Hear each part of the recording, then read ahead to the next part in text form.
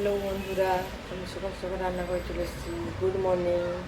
এবার আমি তোমাদের সাথে রেসিপি শেয়ার করার জন্য ছোলা ঘুগনি করে নেব আর রুটি। তোমরা সবাই দেখতে থাকো। রুটি করবো।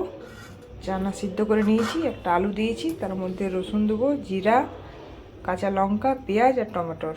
এগুলো লাগবে আমার চানা রেসিপি করার জন্য। আমার কড়াইটা গরম হয়ে গেছে, এবার আমি সরষের তেল দিয়ে দেবো। তেলটা আমার গরম হয়ে গেছে, এবার আমি কাঁচা পেঁয়াজ দিয়ে দিচ্ছি তেলের মধ্যে।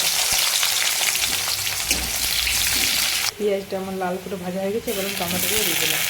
টমেটো আর পেঁয়াজ ভালো করে আমি ভেজে নিই। তেলের মধ্যে আমি কাঁচা লঙ্কা নিয়ে নিচ্ছি,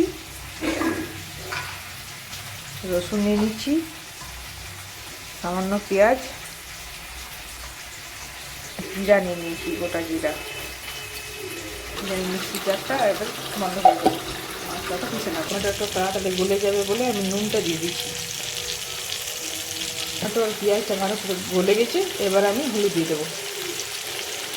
টমেটোর পেঁয়াজ ভালো করে ভাজা হয়ে গেছে, নুন হলুদ দিয়ে দিয়েছি, এবার আমি মশলা বাটাটা দিয়ে দিচ্ছি।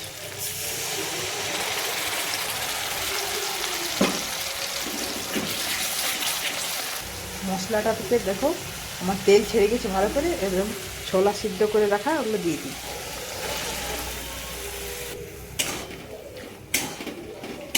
এখানে আমি আলুটাও দিয়ে দিলাম, এবার এটা আমি ভালো করে কষে নেব। এই যে আমার চানা মশলা হয়ে গেছে, চানা মশলা, গ্যাসটা বন্ধ করে দিলাম। আর এখানে আমার রুটিও হয়ে গেছে।